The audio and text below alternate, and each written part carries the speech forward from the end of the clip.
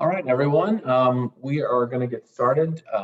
My name is Matt Johnson, and I'm a project manager with the Montgomery County Department of Transportation, and I am the project manager for the Grove Street Neighborhood Greenway project. Before we really get into the details, I just want to make sure that everyone's familiar with how to use this platform. So I'm going to go over some quick tips for how to use the platform. I do want to thank you all for joining us this evening. I know there's a lot of things that you could be doing with your evenings, and so we really do appreciate that you've taken the time to give us feedback. I really wish that we could be doing this in person. I think in-person meetings are a great thing to do, but unfortunately we're not able to do that right now because of the pandemic. So I ask that you'll bear with us if we have any technical difficulties. We're all learning this new system, and I think that you are all probably in the same boat. So thank you for bearing with us. I do want to note that this meeting is being recorded, both audio and video feed. So, and those will be posted to our website within a few days. So if you do not wish to have your voice or likeness recorded, please make sure that you leave your webcam off and that you refrain from asking questions verbally. If you would like to ask a question or make a comment and you don't feel comfortable having your voice recorded, you can send that as a chat, and we can read that comment on your behalf. Also, to reduce bandwidth, we are asking people to keep their webcams off unless they're a member of the staff or consultant team here. In terms of how you can speak, you do not have the ability to unmute yourself. Everyone is muted unless they're a member of the staff and consultant team. But we will have the ability to unmute you during the Q&A or comment periods. In order to request to speak, what you need to do is you need to raise your hand, and we'll tell you how to do that in just a minute. Once we unmute you, you'll get a pop-up that says that the host wants to unmute you, and you'll have to consent to that. This way we can't unmute you without your consent. If you've dialed in by telephone, once we give you the go-ahead, you'll need to dial *6, and that will be how you unmute yourself. So again, we don't want you to turn your camera on, so please keep your camera off. If you would like to ask a question, you can send it via the chat. The way you do that is at the very bottom of your screen. It may vary a little bit based on which version of Zoom you have, but there should be a menu option that says chat. You click that and a new window will pop up. We want you to send any questions or comments to Kyle Lucas. He should appear near the top of that list because he is one of our co-hosts. You can send those to Kyle, and Kyle will help us process those questions. So that's how you select Kyle's name. In order to raise your hand, the way you do that is you click on participants, a new window will pop up, and then you can click the raise hand button, just like this. If you dialed in by telephone, you can raise your hand by dialing *9 on your telephone. That will raise your hand. And you can also, if you decide that your question has been answered, or you decide that you don't want to ask a question or make a comment, you can click the raise hand button or dial *9 a second time, and that will lower your hand. If you're looking at a screen, you may see a bunch of black squares with just initials in them for the people who don't have their cameras turned on.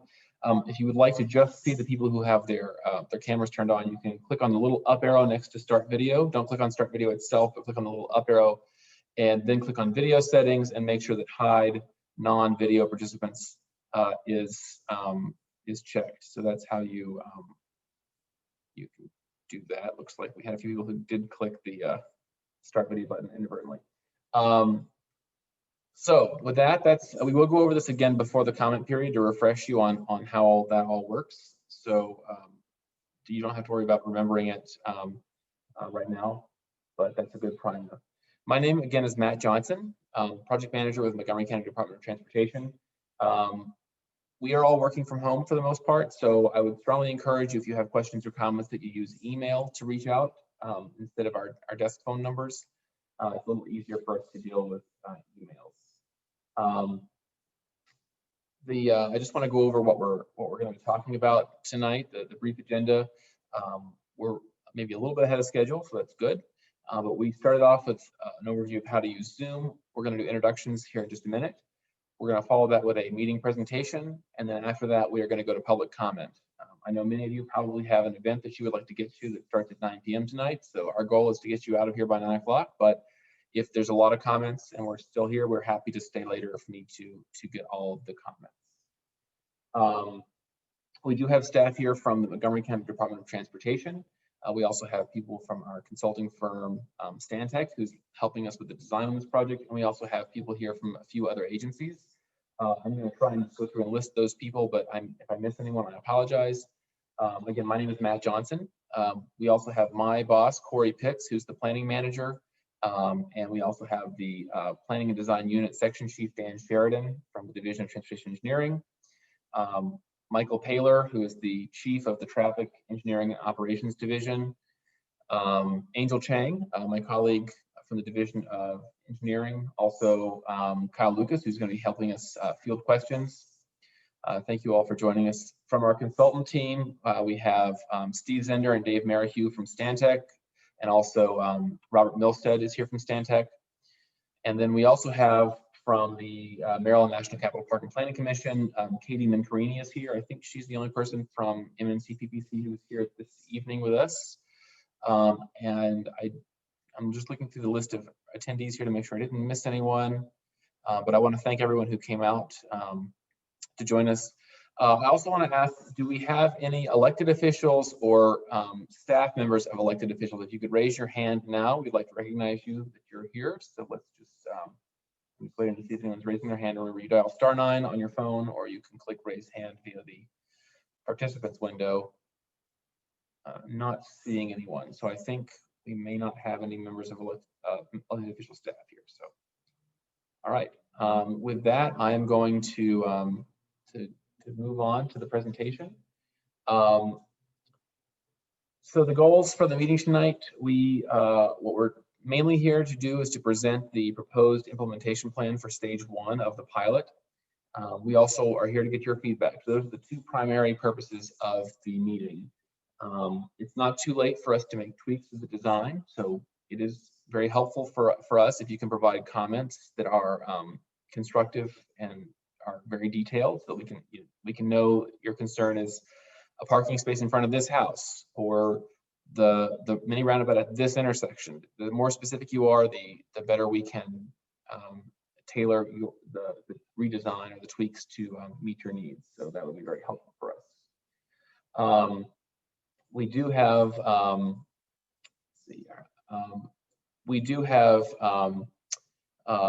a basic outline for the presentation tonight. We're going to start by going through a project background. We're then going to, and some of you have seen that part before because you've been to previous meetings.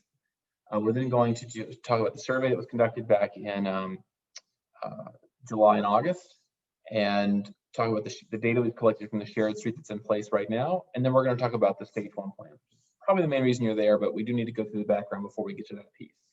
I did see someone was sending me a chat. Since I'm giving the presentation, I can't monitor the chat window. So if you have any questions or comments, please send those to Kyle Lucas. Don't send those to me, send those to Kyle Lucas. For project background, as I said, many of you have seen these slides, but I do want to make sure that anyone who's new to the process is aware of what we're talking about. The project, the limits are along Grove Street from Sligo Avenue in the south to Bonifant Street in the north. That's the entire length of Grove Street. That's the project area that we're looking at. You can see some pictures here. These were taken in May. So before the shared street was installed, but during the COVID-19 pandemic. In the master plan, Grove Street is designated as a neighborhood greenway. And this project is a pilot project, which means that we're going to use it to test out treatments. We're not making permanent changes to the street.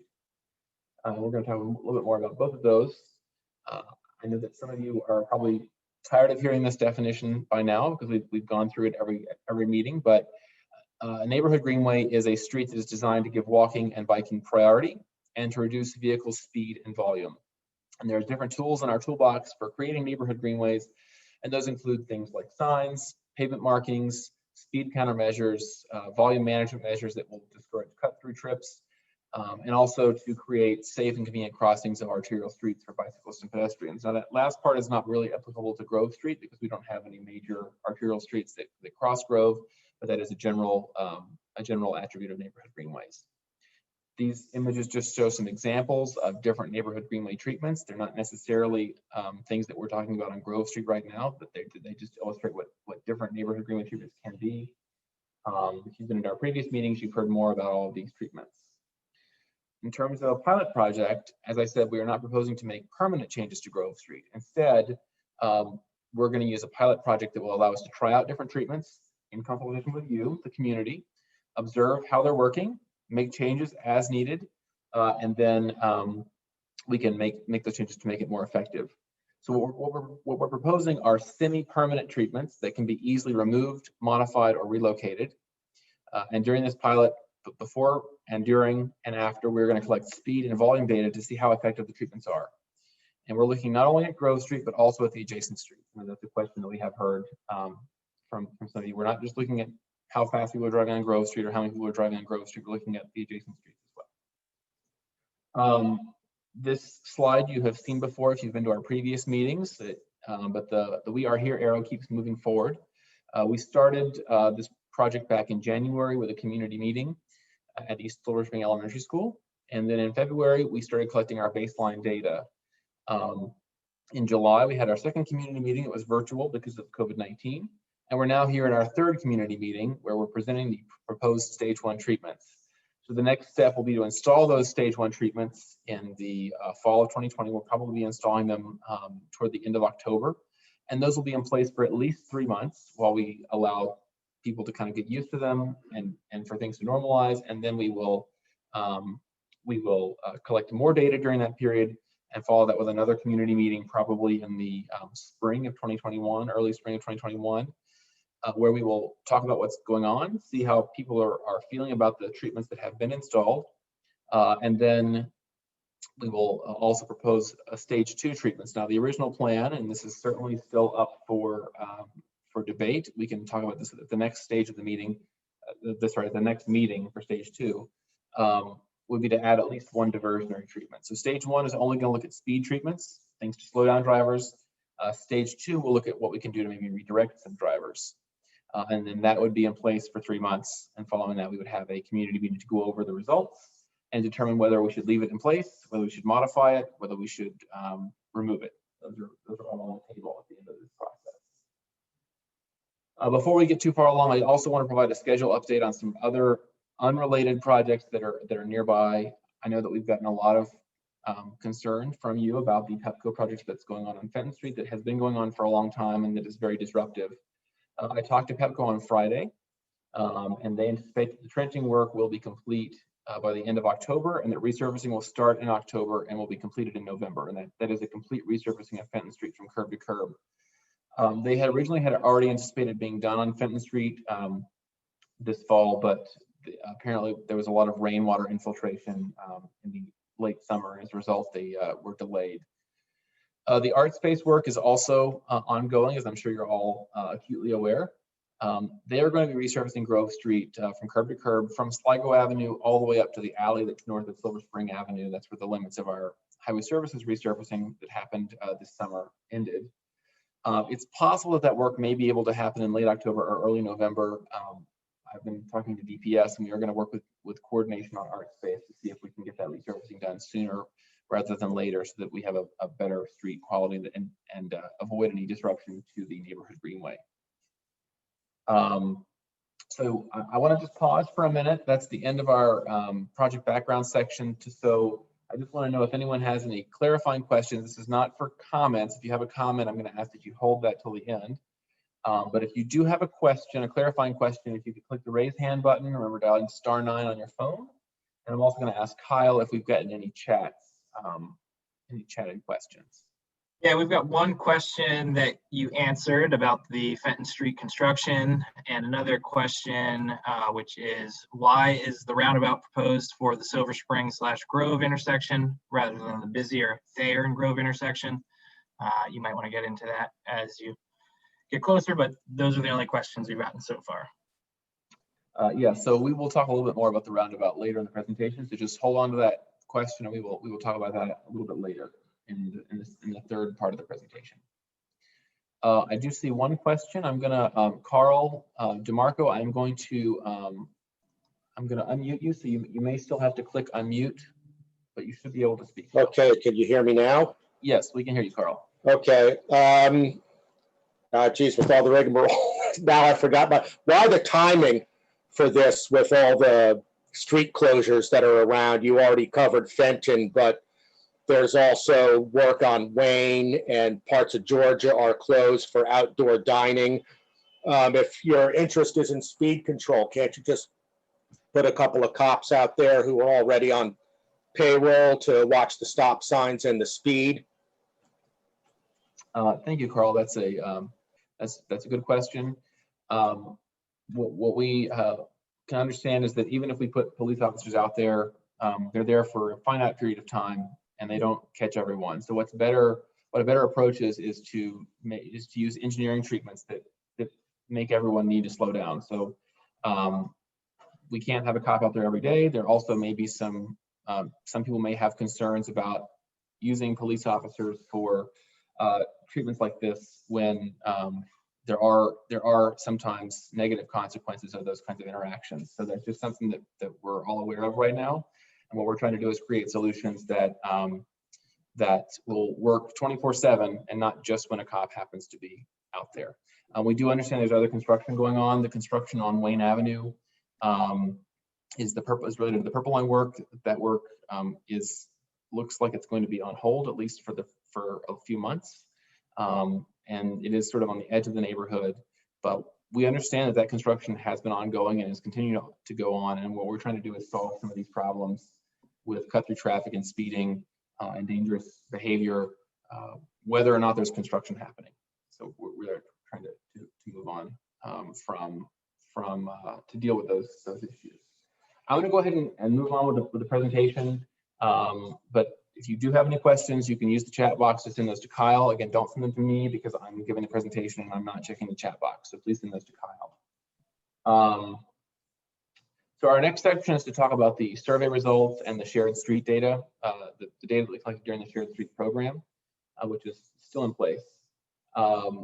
Back in July, before our meeting and after our meeting, we had a survey that was put in place on the website. And we got 310 responses to that survey. And this is a brief summary of what we heard from you. It's not the complete data because I don't have time to go into all that data, but I do want to give a brief overview.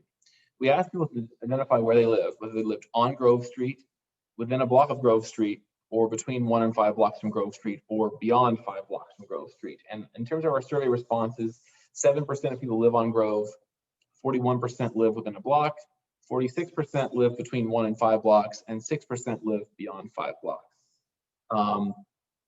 We asked you what your primary concern was. And so this top chart, the red chart, shows what everyone's top concern was. 184 people's top concern was the fact that there is no sidewalk and no place to walk on Grove Street. The next place was only 34 people, but they said speeding was the issue. 25 people said something else. 19 people said people running stop signs was an issue. Too many cars on Grove was 16, and cut-through traffic was 12. Those are probably somewhat related. Large trucks and buses had 9 people, and then not enough parking. Only 4 people said that not enough parking was an issue. We also have the bottom chart in blue shows the weighted rankings of concern. So what that is if you rank something number 1, it got 8 points. If you rank something number 8, it got 1 point. So adding up all those numbers and averaging, the average score was given to each of them. So this is a weighted ranking. The numbers at the bottom show the point value. And the rankings are very similar. No place to walk was the top choice. Speeding was still number 2. Running stop signs moved up to 3, and too many cars moved up to number 4. So that's kind of where we are with concerns. We also asked people how they use Grove Street. So this top left chart shows how often people walk on Grove Street. About a quarter, 24%, walk on Grove Street every day. A third, 34%, a few times a week, and 30% a few times a month. 9% rarely, and 4% never. So most people are walking on Grove at least sometimes, at least fairly regularly in the week. In terms of biking, the numbers are much lower. 3% of people said that they bike on Grove Street every day. 16% said they bike on Grove Street a few times a week. A quarter, 24%, say they bike on Grove Street a few times a month. Another quarter, 25% rarely, and a third, 32% never. So not quite as strong for biking, but there are still people who use it that way.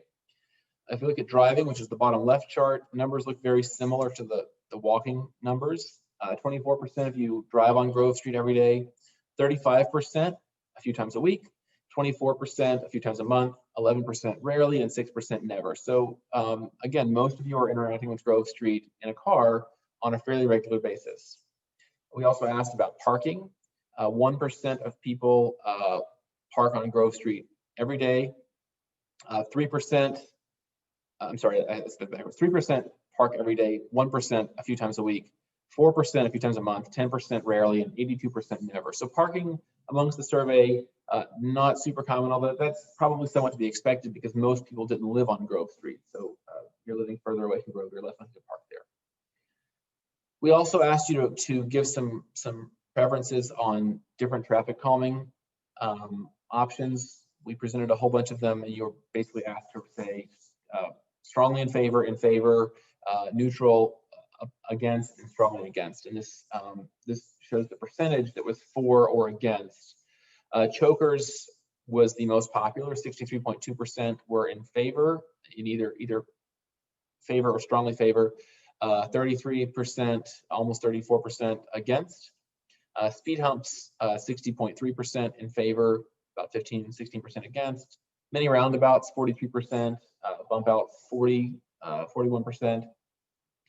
A closure, and this is where we start, where we have against outweighing favor. A closure of the street in one location, 37.5% in favor, just under 50% against. Chicanes, about even split, 34% favor, 31% opposed. Splitter islands, 33% in favor, 26.6% against. Making the entire street one way. This is one where against definitely crossed the 50% threshold, 52, almost 53% against making the street one way, but 30% in favor. Making a portion of the street, about 51% opposed, about 29% in favor, and then having a median diverter that would require you to turn somewhere along the street. That was about 54.5% against and 18.7% for. So that just gives you a sense of what people felt about those different treatments. We also asked people about the need for a dedicated pedestrian space on Grove Street. We basically asked the same question two different ways, but we asked about keeping the status quo, leaving the street exactly like it is. And again, we had people rank it from strongly favored to strongly against. 14% favored keeping the status quo in some way, shape, or form. That is not having a walking lane. 2/3, 67% were opposed to that idea. And then we asked people if you supported a walking lane. 79% of people support in either strongly or just support a walking lane. 12% were opposed to a walking lane. Now, what I think was particularly interesting about this data is if we look at the cross tabulations, people who live on Grove Street, 61% favor a walking lane. People who live within one block, 75% favor, and people who live between 1 and 5 blocks, 84% favor. So the further away you get from Grove as a resident, the more support there is for a walking lane. So that was an interesting tidbit, and maybe you can weigh in on why you think that is. Now, we also installed a temporary shared street back in June. This is not really related to the Grove Street Neighborhood Greenway project. It's not the same project. It's related in the sense that it is also a neighborhood greenway, but it was part of a larger effort by the county to create additional space for social distancing in the era of COVID-19. So this is a temporary installation. We've always told people that this was only going to be in place either until COVID-19 ends or until stage 1 of the neighborhood greenway treatments are installed. So this will be coming out soon when we install stage 1 of the neighborhood greenway, but we wanted to know what could we learn from this having been installed. So as part of the survey, we did ask you how you felt about the shared street that was in place. We asked you basically to agree or disagree, and there was also an option to be neutral, but we asked you to agree or disagree with a statement, I like the shared street. 52.5% agreed with that. So 52.5% like the shared street, 32.4% did not like it. We also asked you if you thought it had reduced speeds on Grove Street. Just under 60% of you think that it has reduced speeds on Grove. 8% say it has not. We asked if you thought it had reduced the number of cars on Grove Street, and 77.7% say that it had. 3% say it has not. We asked you if you felt safer walking and biking on Grove. 65.2% said that you do, and 8.8% say that you do not. And then we also asked you if you thought that these treatments made it too hard to get around. Now, this one, the phrasing is a little sort of opposite. So if you agreed with this statement, it means you thought it did make it too hard to get around. So in this case, you're sort of disagreeing with the neighborhood greenway. So 41.1% of you think that it does make it too hard to get around, and 43.5% of you think that it does not make it too hard to get around. So a pretty even split there. If we look at the cross tabulations, this is looking at how those responses were broken down by people who, based on where they lived. People on Grove really like the Sheridan Street, 87% in favor. Between 1 and 5 blocks, so within 1 block and also between 1 and 5 blocks, pretty similar, about 47, 48% like it, 37, 36% don't like it. We asked if you thought it had reduced speeds on Grove, and it turns out that the closer you are to Grove Street, the more likely you are to say that it has reduced speeds. We asked if it had reduced the number of cars, and again, the closer you are to Grove, the more likely you are to say that it has reduced the number of cars. We asked if you felt safer. The closer you are to Grove, the more likely you are to feel safer walking on Grove. And then also, we asked if you thought it made it too hard to get around. 74% of people on Grove do not think it makes it too hard to get around. If you're within 1 block or between 1 and 5 blocks, 39% say that it does not make it too hard to get around, but 44, 47, depending on which category you're in, say that it does make it too hard to get around. So I think these are some interesting data points that we got from the survey. And we actually went out and collected data. So we collected data in February for our baseline, and then we came back in September and collected additional data to see how the Sheridan Street has impacted use of Grove Street and the surrounding streets. So we collected a couple different data points. One of the things that we collected is what's called 85th percentile speed. This is the speed at which 85% of drivers are either at or below. We also collected the top speed. This is the highest recorded speed during the count period. And we collected the average annual daily traffic. So this is the average number of cars, the ADT, on the street. And we're again going to continue to collect data at all these locations throughout the pilot period. So back at and you've seen this graphic before, although it's modified, as you're going to see in just a minute. The baseline data from back in February on Grove Street averaged the 85th percentile speeds around 22 miles an hour on Grove Street. With the shared street in place, those speeds have dropped in all locations, and the average drop was a 19% drop in speed. So just having the shared street road closed signs out has dropped speeds by about 19% on Grove.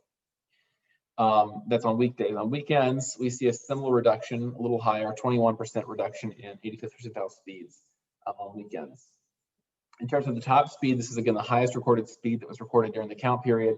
You can see that 30 miles an hour on the northern part, a little over 43 miles an hour on the southern part. That's very fast for a street with a 25-mile-an-hour speed limit. So what we saw is a reduction in all of the locations. We saw a reduction on average by 25% in the top speed. Some of these speeds you'll see here south of Thayer are still above the speed limit, but they're significantly less than they were before that period, before the Sheridan Street period. Weekends, we saw a decrease, but not as severe. There was a 10% decrease on average weekends, but on the southern portion, south of Thayer, we did see increases in that highest speed. Now, I'll just note that part of that could be because you have one driver who's going fast on the week that we have the traffic counters out there that can kind of throw the data off. We're just looking at the highest value. In terms of volumes, this is what the baseline looked like. You can see we have about 1,200, 1,300 cars going northbound, about 600 cars going southbound. We noted before about twice as many people going northbound for a variety of reasons that we don't have time to get into this meeting, but if you're interested in learning more about that, I encourage you to go back and look at the recording of the July 15th meeting. Traffic volumes are down 86% on Grove Street. That's a significant reduction in the volumes of people driving on Grove Street during the Sheridan Street period. That's on weekdays. On weekends, a very similar reduction down to 87% on Grove Street. So that's it does kind of give us some good data.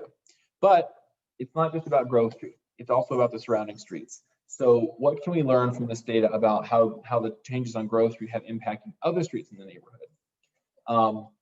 So I have this graphic, and there's a lot of data here. I encourage you to look at our PowerPoint that's on the Grove Street website. But the basic way you can read this is if it's a green teardrop, it means that the speeds went down, they were a decrease. That's generally considered to be a good thing. And if it's a red teardrop, it means that the speeds have gone up, and the number in there is the percentage either increase or decrease. And the teardrop points in the direction that traffic is going. So for example, this teardrop here that's on the right side of Grove Street, just north of Silver Spring Avenue, says there was a 9% reduction in 85th percentile speeds for northbound traffic. That teardrop's pointing north. So this is showing how that's related to the traffic direction, northbound on Grove, southbound on Grove. You can also see that there were a couple places where speeds went up, notably here on Houston Street, south of Easley. We had about a 30% increase in 85th percentile speeds on Houston in both directions on the southern block, but we did not see the similar increase on the northern block. Some marginal increases here on Bonifant Street and Sligo Avenue. We did have a significant increase here on Thayer Avenue as well. I'm not sure what drove that. If we look at the top speed, and again, this is looking at the highest recorded speed, we see decreases pretty much everywhere except on Houston and Sligo Avenue. But again, this could just be one driver who's really throwing the numbers off. So it's kind of hard to judge top speed, but it is still an important data point because the way the road is designed actually does impact how fast you can drive on it. And then finally, if we look at average daily traffic, this is probably the thing that people are most attuned to. We've seen decreases in average daily traffic across the map, except on Houston Street. Now, I don't want to pretend that this decrease is completely related to the neighborhood Greenway shared street treatment because we also are in the middle of a pandemic. So I suspect that a lot of this decrease, especially the decrease on the other streets, is related to the pandemic and lower traffic volumes in general. We did see statewide a reduction of about 30% in traffic volumes during the worst of the pandemic, although those numbers have recovered somewhat. But even if traffic is only down, let's just say, for example, 10% or 15% on Fenton Street right now, because of the way traffic congestion works, it doesn't have to necessarily be a huge reduction to reduce the amount of congestion on Fenton Street, because the point at which traffic decays to a congested state is if you reduce traffic by 10%, you might not have very much congestion, even though you're only reducing traffic a little bit because of the way the road capacity works. But as you can see on Houston Street, we did have significant increases. The worst was here, the southbound block, southbound between Easley and Thayer on this block. We saw a 60% increase in traffic on Houston Street, where we're seeing on the same block here on Grove Street, we're seeing an 84% decrease in that movement. So that's definitely a big increase. But what I think is important to look at is the overall numbers. So if we look at this chart, we're looking at there's two charts, southbound and northbound, and the locations where we're counting is on Grove and on Houston between Easley and Thayer. So what you can see is southbound, we'll start with southbound on Grove, which is the blue line. In February, we were seeing 580 cars a day. Now we're seeing 93. That's a pretty significant drop. On Houston, we were seeing 140. Now we're seeing 224. So that is an increase. But what we're seeing is there's a lot fewer cars in general. So that was one of the questions we had as part of this project was just because we make treatments on Grove does not mean that every single person on Grove goes to Houston or some other street.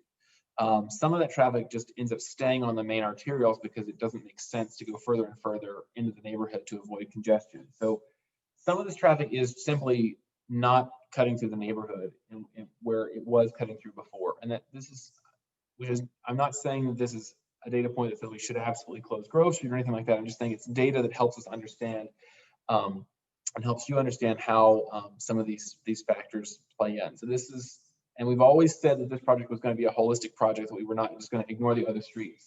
So having this data helps us understand, if we were to do a diversionary treatment, which we're not proposing as part of stage 1, but potentially as part of stage 2, that we might need to make some kind of treatment on Houston Street as well to make sure that we're not just pushing the traffic somewhere else. So I think this is helpful data to help us understand the issues.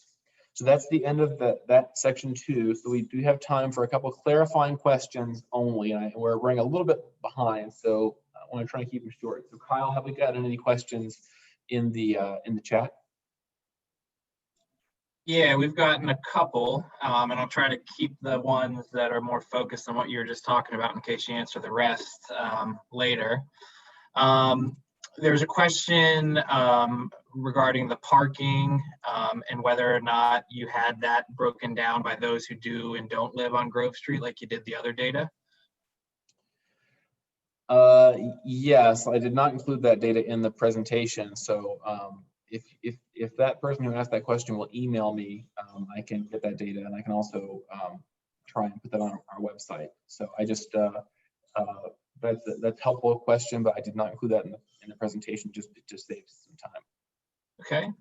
Another question is whether with the first set of speed data taken in February, do you know what condition the surface of Grove was and whether it was as bad as in subsequent data sets? So in February, the pavement condition on Grove Street was very rough. So you would think that would actually exhibit a calming influence on traffic because you can't go very fast. And in fact, when I've been out on Grove Street, I've had people come up to me and ask me about the pavement quality. But in August, I believe it might have been early September, our Highway Services Division resurfaced Grove Street and most of the streets in East Silver Spring.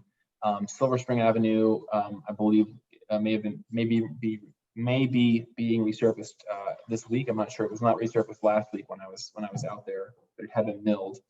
So now the pavement quality, when the new counts were taken, which was in September, the pavement quality is excellent. It's very smooth, except Grove south of the alley north of Silver Spring Avenue. So that you would think would have an impact on increasing speeds because it's a smoother surface. All right, another question. Did you see similar increases or decreases on Fenton or Piney Branch, and were those included in the study? We are collecting data on Fenton Street. Unfortunately, I don't have that data to report yet. Because of the construction on Fenton, it is very challenging for us to collect data because if we try and put tube counters out, PEPCO comes up the next morning and rips them out in order to dig a trench. So we haven't been able to get consistent data on Fenton Street. It's also the same reason that if you look at those maps again, we don't have any data points on Silver Spring Avenue because when we were trying to do the counts, Silver Spring Avenue was in the process of being milled, so we couldn't put the tube counters out there. So it's just unfortunate timing in terms of us getting our traffic count contractor out there at the same time that Highway Services happened to be getting to resurfacing Silver Spring Avenue. So we still are going to collect that data as best we can. It just, we don't have it in time for this presentation.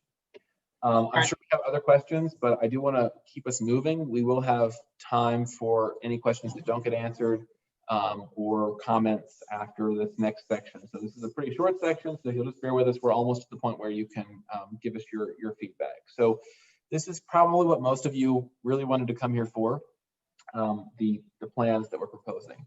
And again, it is not too late to make tweaks to this plan. So we really do want to encourage you to be looking at the plans and thinking about the kind of comments that might be helpful to us in terms of designing changes to the proposed treatments. So as I said before, stage 1 is only going to focus on speed treatments. We're not going to try and divert traffic off of Grove other than by slowing traffic down. And that means that we're actually going to be opening Grove up again. As I said, we're going to remove the shared street that's currently in place.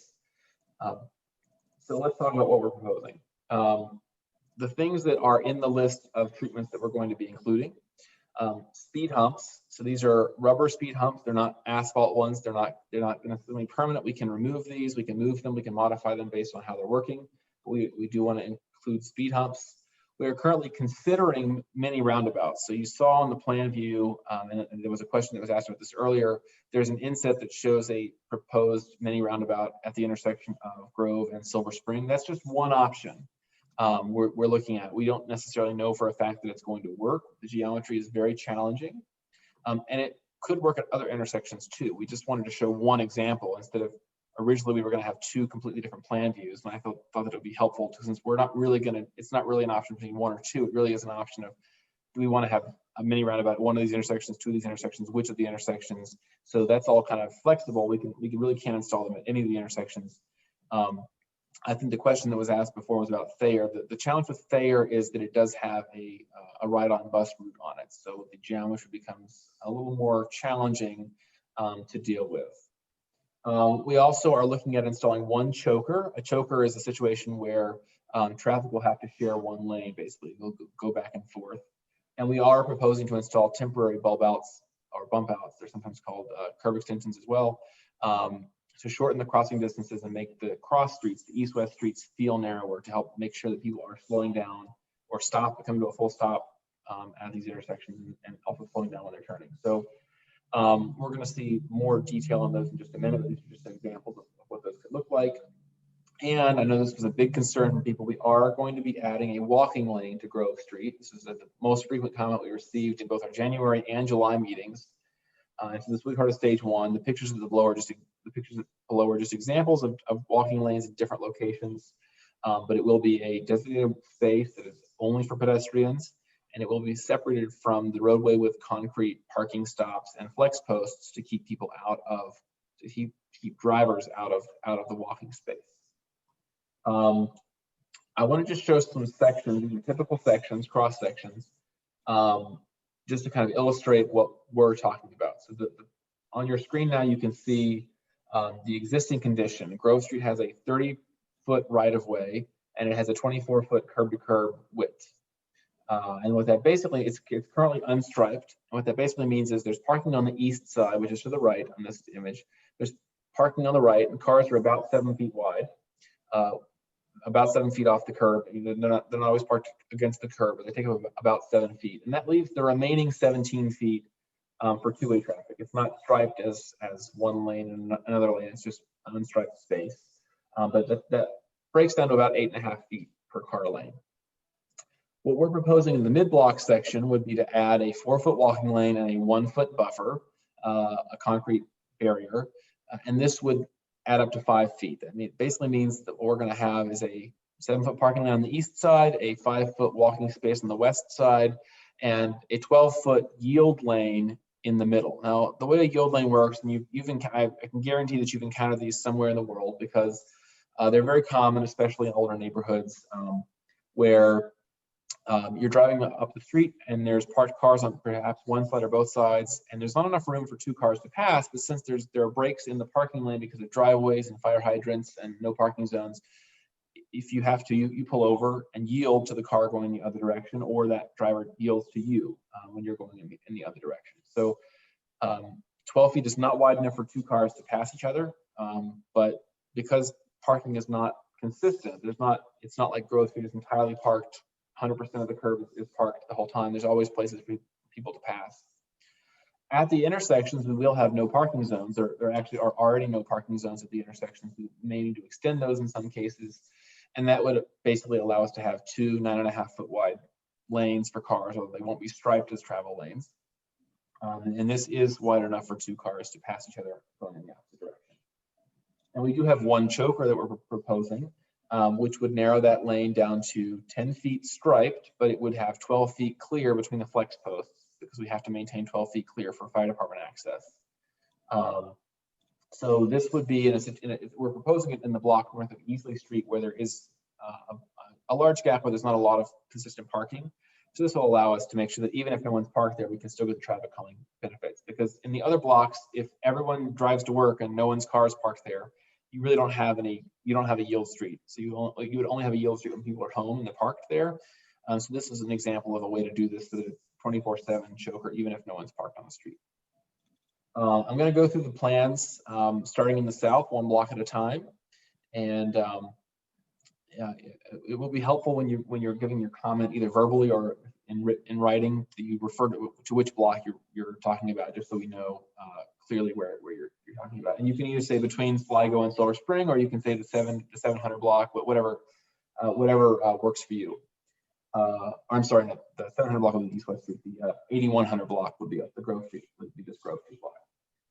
So what we're proposing, and just a note about the symbology, and this is the case on all of the plan sheets. I'm only showing it on this one, but The red lines are areas where there's existing no parking zones. The blue line, which you can see here, just a little bit to the south of Silver Spring Avenue, would be an extension of the no parking zone to create a little additional space for that passing maneuver. But there still would be parking in the middle of this block here. And potentially, if this is a big issue for you live on this, maybe you live in this house or you live on this block and you need a little bit more curb space, these are things that we can modify. They're not set in stone. We can certainly make that a little bit, that new no parking zone a little bit shorter if we need to. We're also proposing the walking lane here. And in this case, the walking lane would end where the art space sidewalk starts. So there is going to be a sidewalk along art space. It's currently under construction. And the walkway will tie into that sidewalk. So once you get to that point, you would leave the walking lane and enter the sidewalk. And there will be a ramp for anyone who's in a wheelchair. So this is where the walking lane starts, but it does continue for the rest of Grove Street. We are also proposing speed humps at both ends of the block in this case. And then you can see the bump out treatments that I was talking about on the east-west streets to help slow down cars going across Grove Street and encourage them to stop at the stop sign. On the next block between Silver Spring Avenue and Thayer Avenue, again, we have the walking lane running along the entire length. We have the speed humps at both ends, and we have the intersection treatments. These are bump outs. We're also proposing to put in crosswalks on all four of the legs to make sure that they look like crossing locations and drivers know that they're required to watch out for pedestrians and yield to pedestrians. On the block between Thayer and Easley, again, the walking lane runs the entire length. And I'm sure when I get this question for the previous block, why there actually is a sidewalk along a portion of that block. Why are we proposing a walking lane along that block as well? That sidewalk is not ADA compliant. It's too narrow to be ADA compliant. So a wheelchair user could not use that sidewalk because there are, it's not wide enough. There's also a telephone pole, or maybe more than one telephone pole that obstructs the sidewalk. So we're proposing a walking lane that would be compliant and would run the entire length of the block continuously. So that's this block between Silver Spring and Thayer. So between Thayer and Easley, we are proposing the walking lane along the entire length. We're not proposing any speed humps on this block because it's such a short block. We are proposing the intersection treatments with bump outs on Thayer, but not on Easley because the intersection geometry is a little bit tighter. So we are proposing crosswalks on the west and southern legs, but not on the eastern and northern legs because there are no sidewalk facilities on those legs. And then on the northernmost block between Easley and Bonifant Street, we are proposing, again, the walking lane running the entire length. We're proposing speed humps at both ends. We're proposing a rather large bump out at the corner of Hankin and Bonifant and Grove to create some additional space for potentially gathering or maybe even potentially some art at some point, although probably not during the pilot phase since this is a temporary thing and that would also be subject to approval from our traffic division. But the main point of this is to reduce that really long crosswalk exposure. When you're walking along the southern sidewalk on Bonifant Street, you're out in the intersection for a long time. So this would break that up into two sections. And then we also are proposing that choker, as I mentioned. This would be a place where even if no one's parked, you would still have to have a narrow space there. As for the mini roundabout, the intersection that's shown here is the intersection of Silver Spring Avenue and Grove Street. And you can see the two images basically show two different options. On the left, you can see the bump outs that narrow the roadway. And on the right, you can see a mini roundabout, which would not have the bump outs because those would obstruct vehicles going through. I know that the graphic on the website shows what's called a city bus. You can see city bus here at the very bottom. This is what's called an auto turn template. It just is a template that we use for large vehicles to make sure that they can navigate the roadway geometry. So it is not, we're not proposing to move a ride-on bus route to this street. We're not proposing any of that. But if a 40-foot bus can navigate this, then pretty much all of the vehicles that you're going to see on the street can navigate the roundabout. So that's why it's shown there. City bus is just what that template is called, an auto turn. So that does not indicate that we're proposing any transit service on this street, just so that you're aware. And again, as I mentioned, the roundabout may be feasible. We're still examining that. The geometry is really tight. It may not work here, but there are other intersections where it may or may not also work. So if you think you really don't want one on Silver Spring, but you really do want one at Easley or wherever it is, that's a useful comment for us to get to help us understand where you think a mini roundabout might be more warranted. But given the geometry here, it may be challenging. It may not be possible for us to install any roundabouts here, but we're still examining that. For our next steps, in fall 2020, we're going to install the first round of treatments that we're thinking probably toward the end of October. These treatments are going to be in place for at least 3 months. That'll give people a chance to get used to them and give us a chance to collect some data. We will continue to monitor the treatments. We'll see how they're working. If there's a really urgent issue that we need to address, we don't have to wait 3 months to address it, but we really want to make sure that they stay in place long enough for people to get used to them. One of the things that happens in traffic is you install something new, and the first week or two, the first time someone drives down the street, they don't even know it's there. They don't notice it. I've had huge signs get knocked down because someone drives into them the first week that they're installed. So we want to make sure that they're there long enough that people can adjust to them before we count data. We don't want to install them the first week and then say, oh, it's not working because someone got confused. It takes time for people to get used to new patterns. So we're going to leave those in place for at least 3 months. At the end of that period, we were going to come back to the community for a meeting like this one. We may be able to have it in person. I don't know how the pandemic is going to be doing at that point, but we would of course hope to have them in person, but we may have to have another virtual meeting. But we'll come back to the community. We'll get your feedback on what you think. Is it working well? Is it not working well? What could be tweaked? And we're also going to ask you about the possible treatments for stage 2. It may be that people feel like we don't need stage 2, but that's something that we're going to get to once we've had a chance to look at stage 1 and see how that's working. We're about to get to the comment period, so if you've got any comments, hold off on them for just 1 more minute. I just want to ask if we have any clarifying questions for what we just talked about for the proposed plans for stage 1. So Kyle, did we get any questions related to the proposed treatments for stage 1?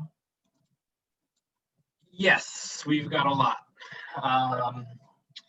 So let me go through my list here. The first question is, why is the roundabout proposed for the Silver Spring Grove intersection rather than the busier Thayer and Grove intersection? Yeah, I kind of talked about that a little bit, but basically Thayer does have a ride-on bus route on it, so that intersection is a little bit more challenging to deal with. And we could consider it there. The graphic is really just intended to show an example at one intersection. It's not really meant to show that we're going to put it at that intersection. It's just an example to show you what a mini roundabout could look like. If you think it really needs to be at Thayer, that's a helpful comment for us to get. So I would hope that you would make that comment and especially make that comment in writing to us. All right, next up, why are parking spaces on Grove being eliminated and replaced by plastic batons to narrow the street? Parked cars provide narrowing are certainly more of a deterrent to swerving than fragile plastic barriers. I mean, the answer to that, I kind of touched on that, is people aren't always parked there. And we're actually only proposing that treatment at one location. So it's not like we're proposing that treatment throughout the entire length of the corridor. It's located in one location on one block. On the site, on the east-west streets, we're proposing those at the intersection where there currently is no parking anyway. And that's just to make it reduce the crossing distance for pedestrians and to make it feel narrower for drivers, because that is a proven countermeasure that works to slow drivers down. When the roadway feels narrower, people do slow down and they're more likely to stop at stop signs when those are installed. But yeah, I think I basically answered the question essentially, that if everyone goes to work and everyone takes their car with them, then there isn't any traffic calming unless we have a choker somewhere. And again, it's just something we're testing out to see how effective it is. We're measuring traffic on every block, so we'll be able to see on the block that has the choker, is our traffic speeds lower than on the blocks that don't have chokers? Does it vary based on time of day? We'll be able to get that kind of data, and if it doesn't work, we can take it out. But that block has a decent amount of parking, and this is an area. It's being proposed in an area where there are no houses on one side of the street. So if we need to reduce the amount of no parking to allow some additional parking spaces, that's something that we could probably do. We just need to get that feedback from you. So that would be helpful comment. Maybe one more question before we get to the remainder of the presentation, Kyle? Sure. Let's see. Here's a question. Why are the speed treatments only at the beginning and end of blocks, not in the middle? And then a follow-up from that same person is the walking lane shared with bikes, or the bikes share space with the cars? I'm going to defer to our traffic engineering consultant. Dave Merrihew for the location of the speed humps, but I'll go ahead and answer the walking lane question. The walking lane is intended to be for pedestrians, not for cyclists. And I would suspect that as a cyclist, you may not feel comfortable biking in that space because it's only going to be 4 feet wide. And if you encounter a pedestrian in that space, there's not going to be a lot of room to pass them. But sidewalks you are allowed to ride bikes on sidewalks in Montgomery County. So this is, I mean, it's not a sidewalk technically in the technical sense, but if you look at the legal definition of a sidewalk in under Maryland law, this would qualify as a sidewalk. So bicyclists would be allowed to use the walking lane should they so choose, but it really is not designed for cyclists, it's designed for pedestrians. So Dave, can you weigh in on the speed hump question? The location of the speed humps were located closer to the intersections to potentially help reduce the running of stop signs. Okay, thanks, Dave.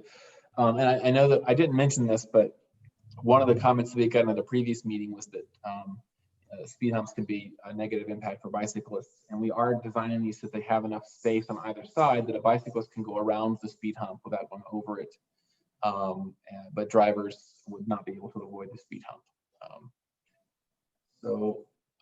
With that, we're about to get into the public comment period. If you had a question that you did not get answered, Kyle did not read out, you can feel free to ask that question during this period. And we will, if it's a question, we will try and address it. But this really is mainly for people to give public comments. So this is for you to weigh in on your opinion about these options. So either questions or comments are fair game. I just want to go through some basic ground rules. We have about an hour until the meeting is scheduled to end, and we are happy to stay longer than that if we need to.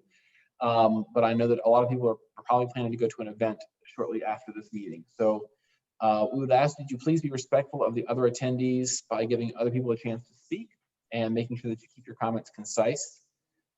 You are going to have to unmute yourself as part of this, and the way you do that is you're going to raise your hand. If you're dialing in by a phone, you raise your hand by dialing *9. And then once we unmute you, you're still going to have to confirm that you want to be unmuted, which you can do on the computer by clicking the pop-up button. On the phone, you may have to dial *6. If you do not feel comfortable asking a question or making a comment out loud, or you don't want your voice recorded, you can use the chat feature to send it to Kyle, and we can have Kyle read those questions and just indicate when you send them that you would like it to be read on your behalf. Other than that, just to kind of guide you a little bit in any comments that you want to make that's relevant to Grove Street or the surrounding streets are welcome. They're fair game.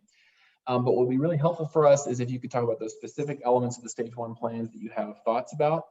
Are there particular blocks or intersections that you think you have concerns that we're not addressing or that we're addressing wrong? Are there treatments that we can propose that you do like or don't like? Do you think there's something missing from the plans? Are there any other concerns that you have? Is there anything else that you think we need to know? So these are just to help guide you, but anything you want to say relevant to Grove Street or the surrounding streets is fair game. With that, just remember to raise your hand. This is a reminder of how to do that. Remember, you click participants and then click raise hand. To ask a question via the chat feature, you can click chat and then make sure you send that chat to Kyle Lucas, who's going to be monitoring the chat. So just change that to Kyle Lucas. And with that, we're going to go to public comment. So, hey, Matt, I've got a couple comments that a few separate people have asked, so it might be good just to get to those first. So the first one is if you could speak to the walking area and how kind of that would be handled during a snow event. Would a homeowner be responsible for clearing that, or how would that be plowed? Yeah, so this is technically a sidewalk under Maryland law. So the way the law works is that homeowners will be required to clear the snow out of the walking lane. I don't really know what our situation is for plowing on Grove Street. It's not a snow emergency route, but it may get plowed. And in that case, the snow may end up in the walking lane to some degree. So we understand that it can be challenging. But yes, the homeowners should be responsible for clearing the snow out. I don't think that our Highway Services Division will be managing this element because of the way the state law is written. Great. And then the other question that's come through from a few people is in regards to the arts-based townhouse construction, which will be continuing through the end of 2020, it looks like. And just asking what effect you think this has on Grove traffic. And then the follow-up to that is if you're aware of whether or not the sidewalk there would be constructed before they're done or after they're done, or if you have any insight on that. I don't actually have the answers to all those questions. I would encourage anyone who has that question to email me, but I can put you in touch with our Department of Permitting Services representative who deals with directly with the applicants. And in terms of the traffic impacts, I'm not familiar with the traffic study that was done, but I know that there's a lot of history there, and I'm sure that there's people in the neighborhood who probably know a little bit more about some of those details than I do. But for the sidewalk question, there will be a sidewalk that they're building. I don't know when it's going to open, but I believe it's they're getting ready to construct it now, but it may not be open immediately because of ongoing construction. Anything else, Kyle? The only other question was there's a few people who have pointed out some of the school bus traffic kind of in the area. I guess it would just be good if you could comment on if any of your designs, if you used auto turn or took that into account as you made these designs. Yes, and we also have contacted Montgomery County Public Schools to let them know about this project. We talked to them way back in March, I believe it was, February or March. We talked to Montgomery County Public Schools, so they're aware that the project is happening.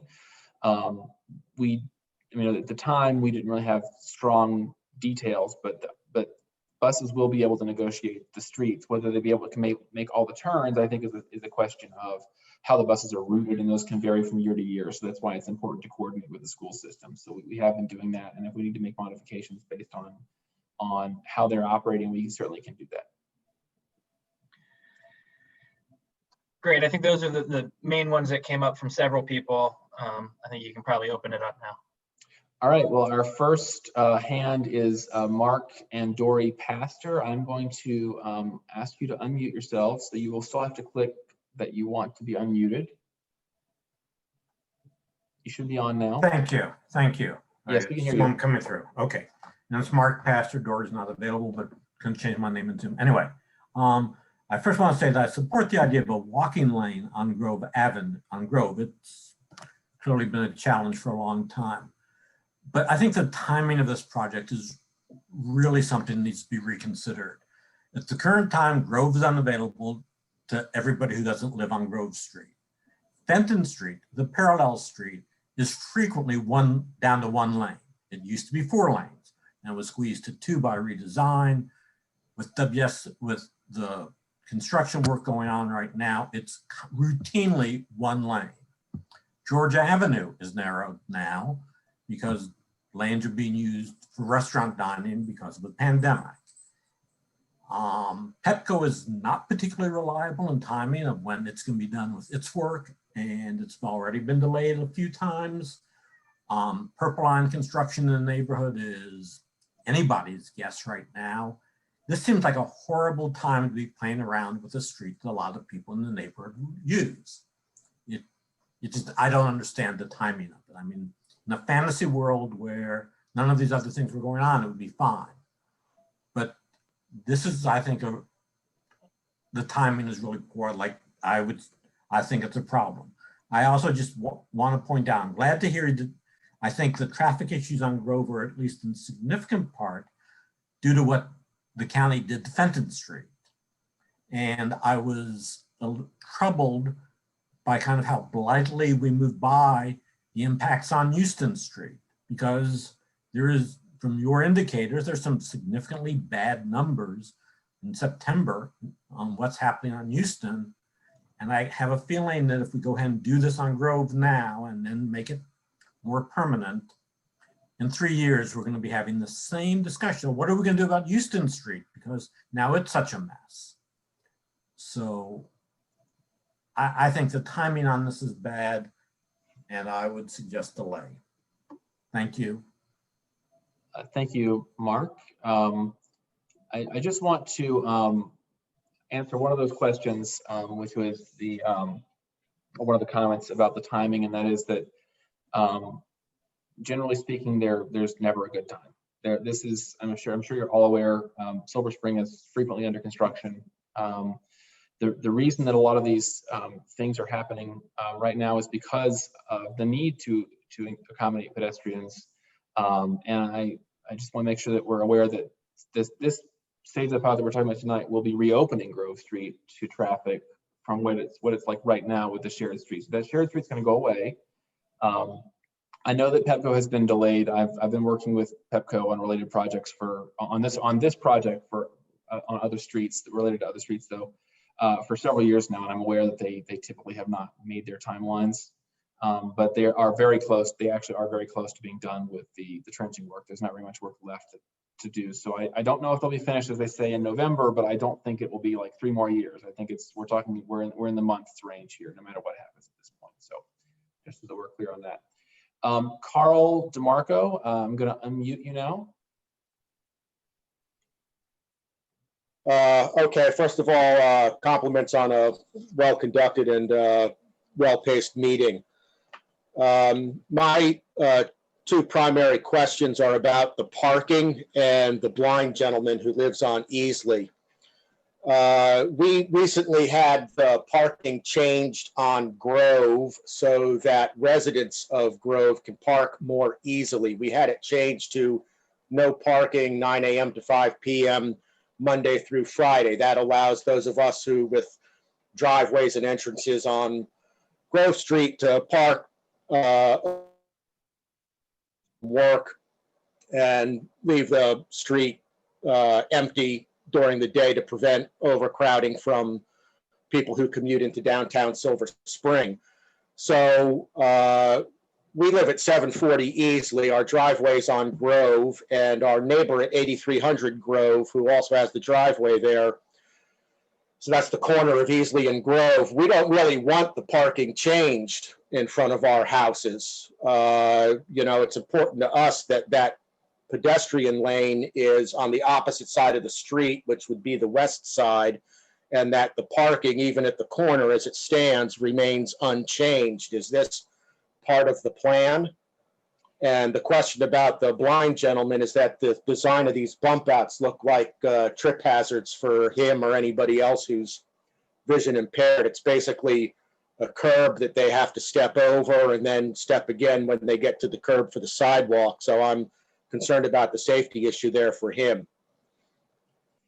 Okay, so those are good comments. So that the parking lane, the walking lane is proposed to be on the west side of the street for the entire length.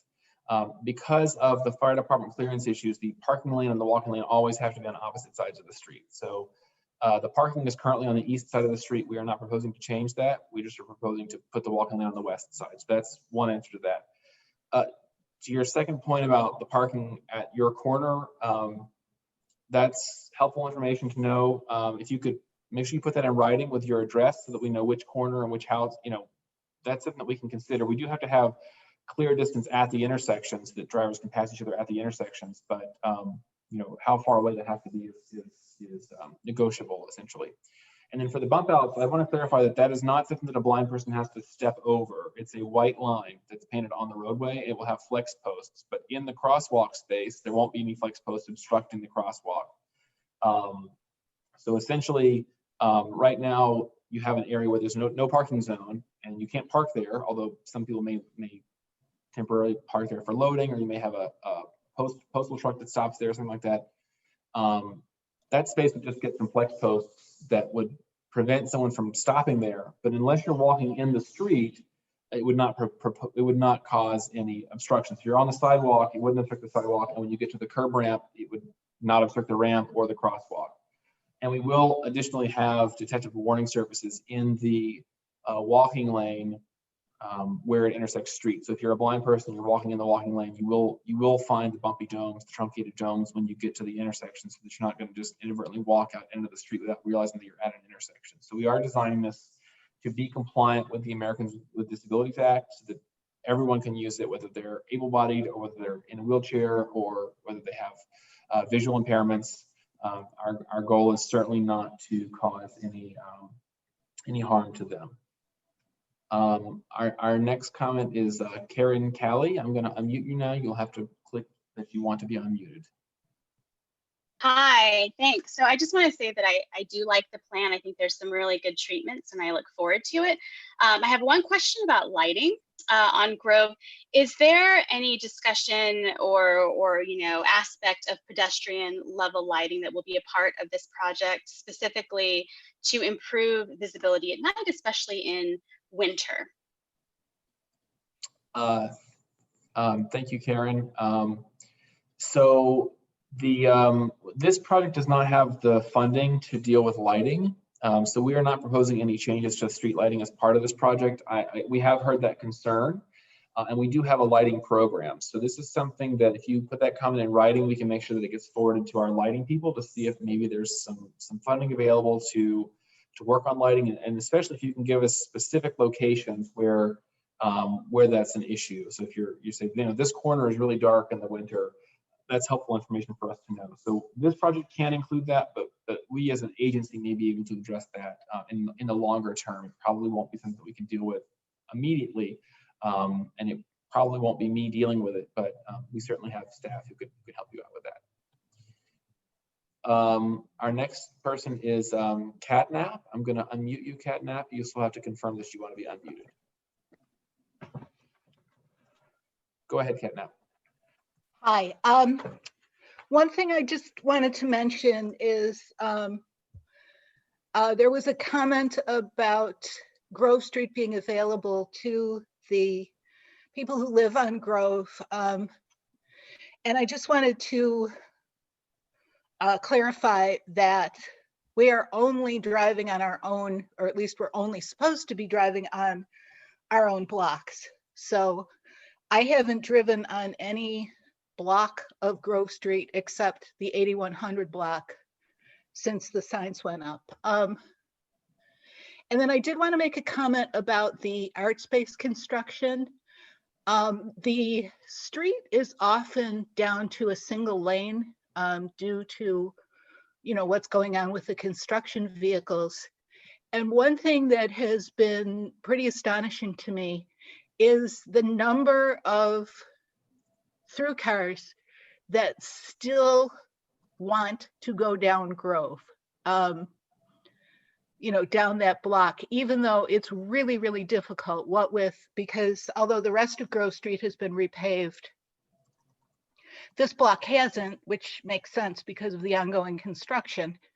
But when people are determined to go down that street, they will do it even if they have to wait for, multiple vehicles to be moved out of their way. So, so that's just, I guess, the status that I've noticed living across the street from the site. Okay, well, thank you for sharing that with us. I'm going to lower your hand, and Melanie or Dan Morales is next. I'm unmuting you now. All right. Go ahead. Oh, looks like you got muted. I'll unmute you again. Yeah. Go ahead. I just wanted to thank you all for doing the work that you've done, for conducting, really thoughtful, sensitive reach out. For I know it's a little painful sometimes to hear all this, but you've been very patient. And I personally love the option that you've come up with. I think it's my kid who's going to go hopefully to Tacoma next year will very much appreciate it. But I just want to thank you for a job really well done. That's all. All right. Thank you for that, Dan. Anne, I'm muting you now, Anne. I following along the first comment from Corey and Mark, I wanted to ask your temporary or trial phase is 3 months. Is that correct? Yeah, that's the plan. It would be at least 3 months. And then after that, there will be some permanent changes? Well, the plan after 3 months would be we would come back to the community to see how things are working, but we're not proposing any permanent treatments at this time. The idea would be stage 1 for 3 months. We would have a community meeting. We may add things or change things as part of stage 2 based on how they're working. So you might say, well, you put the speed hump in, but people aren't slowing down, or the choker is really not working. Whatever it is, we make changes, have another 3-month period. And at the end, we would have a community meeting where we say, okay, we've had 2 rounds. Which one did you like better? Right. Is there, are there things that we could change? And then we can make a determination. If the community says, we really like this, we really want this to stay, we can leave these in place until we can upgrade them to permanent. Or the community might say, we really hate this, we want you to take it out, and we can remove them, put the street back the way it was. So that's those are all on the table. Thank you. But we'll have Fenton Street all finished by the end of November. That's And what also- Petco's saying currently, yes. And also Art Space at the end of November will also have Grove Street released and repaved. I don't know that it will be released in the sense that they may still be out there doing construction, but the street will potentially could be resurfaced by then. And when will Art Space be open for people to move in? The concern is you have data based on COVID and a lot of construction on Fenton and Grove. But those things are going to change again. Streets will get better, but we'll then have people living in Art Space and they're going to want to park. I don't know the answer. On Grove. Yes, I don't know the answer to when Art Space is going to be occupied. I don't want to put Katie on the spot, but Katie Mincarini is here from the Planning Commission. She might have a little bit more updated information than I do. Katie, do you know the answer to that? Hey, Matt, no, I don't have, I'm not privy to their occupancy permit process. That would be a Department of Permitting Services question. Yeah, so Anne, if you can email me, I will put you in touch with DPS and maybe we can get an answer to that. Well, my concern is when you reevaluate, the situation you're reevaluating is going to be constantly changing. Yes, and that we're trying to do this as an experimental process as best we can with controls, but in the real world, we don't have a laboratory setting. So you're right that things are constantly changing. We are going to continue to monitor this, and even after this project is over, the county is, you'll have my email, you'll have the county's phone numbers. So if there are problems that crop up, we can always come back and make changes. All the things that we're proposing can be easily removed or modified based on very little work. Thank you. So I am going to lower your hand. Boyd Riley is next. I'm unmuting you now, Boyd. Hi, Matt.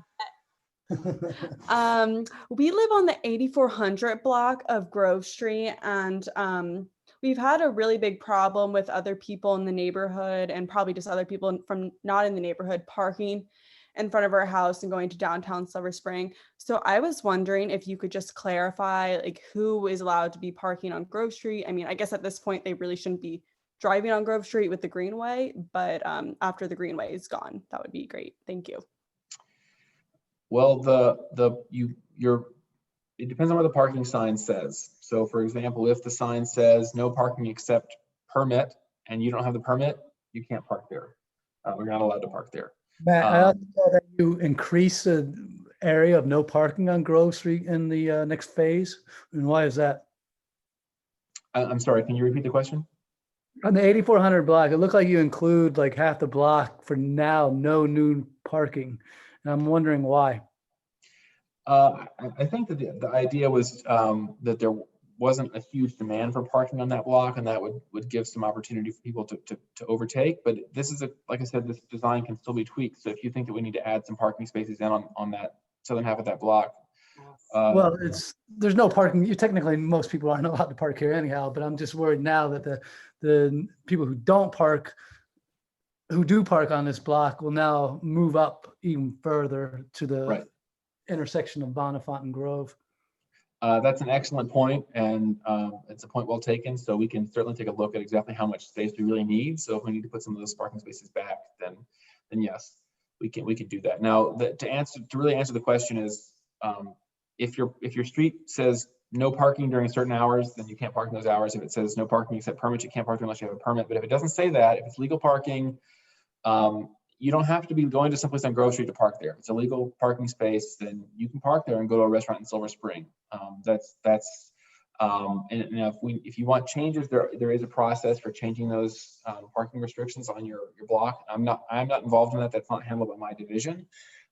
But that is certainly something that I just want to make it clear that if your street doesn't say permit only, if it's legal parking space, anyone can park there. It's a public street. So our street actually, it does say permit only like all the time, but my question is more like other people in East Silver Spring parking on Grove Street, people that live, a mile out parking there to be closer downtown Silver Spring. I see. Yes. If someone has that permit, it doesn't matter if they live on Grove or if they live on Houston or where they live. If they have an East Silver Spring permit, they can park in an East Silver Spring space. So next up we have Jane. I'm going to unmute you, Jane. Thank you. Hi. Yeah, I can hear you. Go ahead. So I'm concerned about the snow. And now I'll have 2 sidewalks. And that's a lot. I don't think I'll be able to do it. And also just mechanically, once the plow comes down the street, they're going to put the snow back into that area. So is there any type of sidewalk plowing that the county can do? Well, we do have some programs to plow certain areas that don't have residential frontage, or if they have county government that fronts on them, the county does have responsibility for taking care of those sidewalks. I think the good news about this sidewalk, this walking lane, is that if Grove is ever pre-treated with a brine solution, because it's at the same elevation as the roadway, I think there's a good chance that the roadway will actually get treated with that. The walking lane will actually get treated with that brine, which means that even after the street's plowed, the snow is not as likely to bond to the asphalt. So it will be easier to remove than if it weren't brine. And the sidewalks typically aren't brine because they're at a higher elevation. I know it's a difficult proposition, but the state law does indicate that the property owners are responsible for dealing with the sidewalk in front of their house. And I realize that in some cases you have 2 sidewalks, although one of the sidewalks is not compliant with the Americans with Disabilities Act. So it's not, we can't just say, well, we don't want to increase someone's snow burden, but we are trying to make it safer for everyone who uses the street, especially for pedestrians. So that's kind of where we are. And I don't think that we're going to be able to have a task force that can come in and shovel this sidewalk, because it's not, that's not my department. Well, I guess it is my department, it's not my division. Highway Services handles that, but this is not the sort of place they typically would deal with sidewalks. So do I have to plow both the sidewalks then? Yes, I would say that you would need to shovel those. I don't know that, I really don't know the technical legality of all that stuff, so that maybe if you can email me a question, I can see if we can do some research about that. Okay. And also the storm sewer will be inside that sidewalk area, so that will get plugged up. And so the snowplow usually was the one that cleared it out. Yes, so the curb will not be continuous. So in terms of when it's a rain event, the water can flow. There'll be gaps every so often between the concrete parking stops. So the water won't have any problem with drainage from rainwater. In terms of the sidewalk, the snow being in the walking lane during a snow event, that's a concern.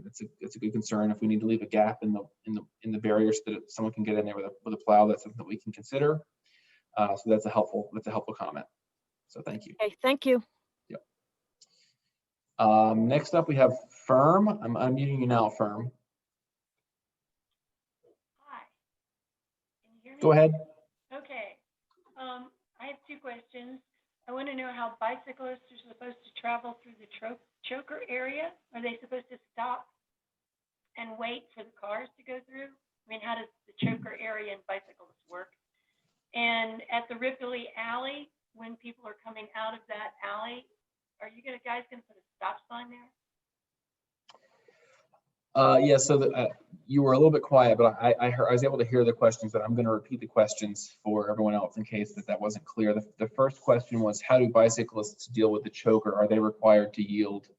So technically speaking, bicyclists are treated as vehicles under the Maryland law. And so what that means is that if we say northbound traffic has to yield to southbound traffic and you have a car coming, then yes, you would have to yield. But practically speaking, because the choker is going to be designed with paint and flex posts, a cyclist could very easily just ride between the flex tubes and not have to merge in with traffic. They can be designed such that there's enough space that a cyclist can go through the choker without going around the choker, as it were. So it's not really how they're designed to work, but there won't be anything to prevent that from happening. So I also think the volumes on Grove are low enough that it shouldn't be a very frequent occurrence that you're going to have a meet at that point, but it's certainly possible. Your second question, I believe, was, are we going to install a stop sign for the alley that's between Silver Spring and Thayer Avenue where it intersects Grove Street? That's something that we can look into. We would need to talk to our traffic division about that. I don't know if we normally would put stop signs at alleys, but we are proposing to add crosswalk striping across that intersection as part of the walking lane, so it will be more visible as a pedestrian space. But we will, and I would really encourage you to send that to us in writing so that we can make sure that we collect that. This is being recorded, and I will make every effort to remember to do that. But if you send me an email, I will certainly forward it to our traffic division for an answer. Okay, Bill, I'm unmuting you now, Bill. Hi, can you hear me? Yes, I can hear you. Go ahead. Okay, I've got a lot to say, so I'm going to condense it down to my major points. The objective of the Greenway, I'm bringing this up again. I want to talk about the data, safety, the current plan, and I'm concerned about a comment you made. You're still not meeting your objectives, right? 4 feet of walking space is one person walking in one direction. That does not promote pedestrian use. That protects a person, maybe. If you don't have a raised curb, if you don't have those knockover plastic things, a car does not care that a pedestrian is walking down the street to cut, especially the people who are cutting through. So I've got great concerns about the objectives. Also, I wanted to chime in.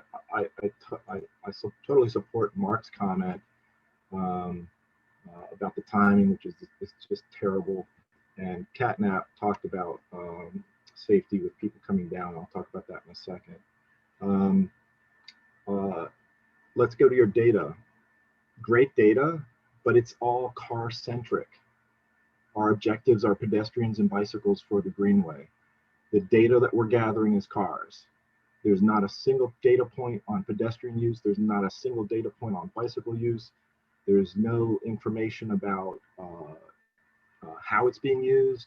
I commented that you've got a 4-foot walkway. When I watch people walking down the street on every day, there are couples, there are, on the weekends, there's entire families. There's a family that walks with their cat down the street. And that is not 4 foot wide. It does not support a 4 foot wide width, especially with cars going either direction.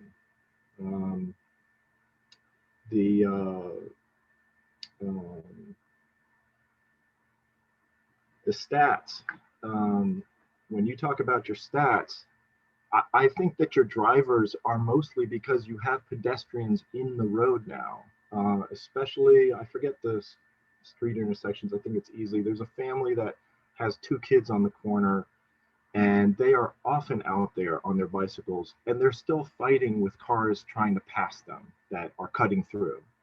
I believe that your stats are there because people are using the road as it's intended for people to use it, right? So I think your stats are somewhat skewed based on the fact that people are using it for the intended purpose. I'm getting long-winded here. I want to cut to the chase. The cut to the chase is, if you look at the data that you currently have, you are meeting the objectives of Greenway. You've got volume down, you've got speed down, You've got pedestrians using it all over the place. You've got bicycles using it all the time.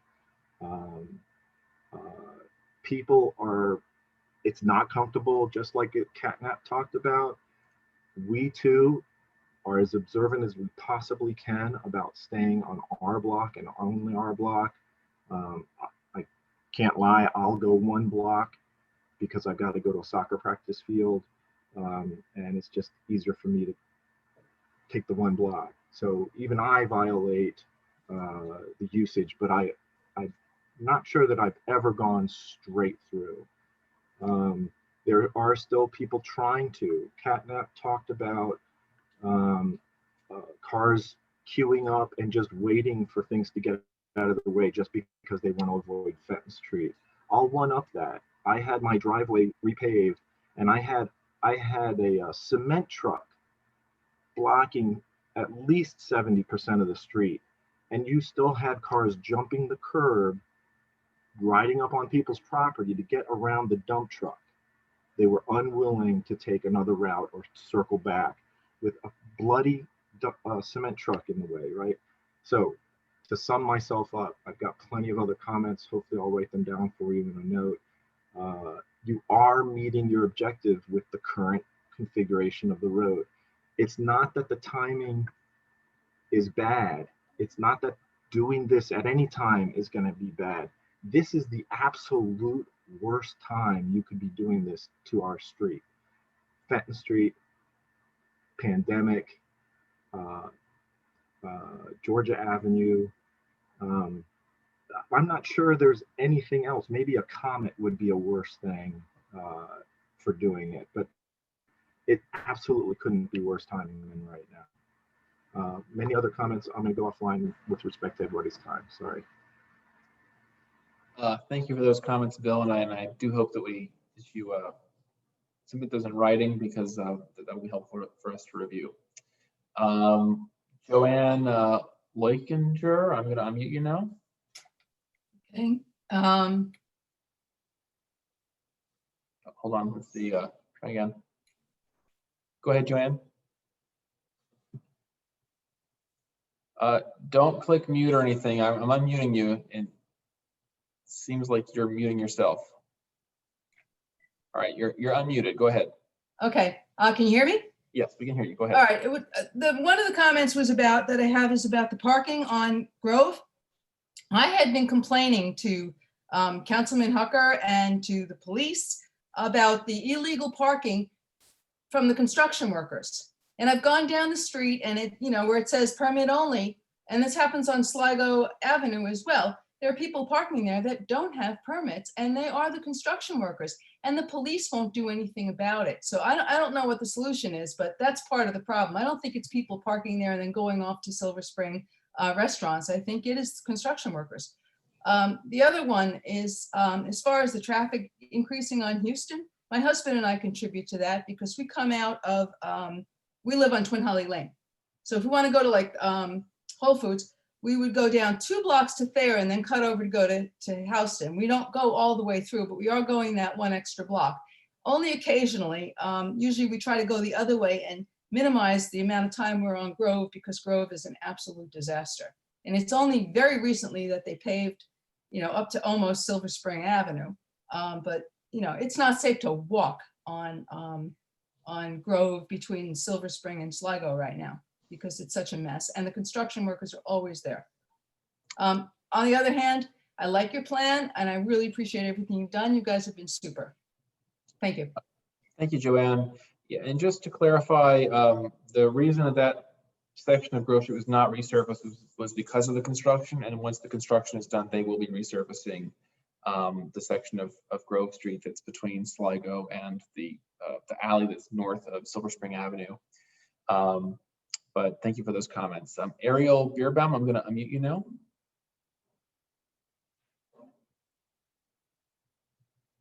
Oh, can you hear me? Go ahead, Ariel. Sure, thank you.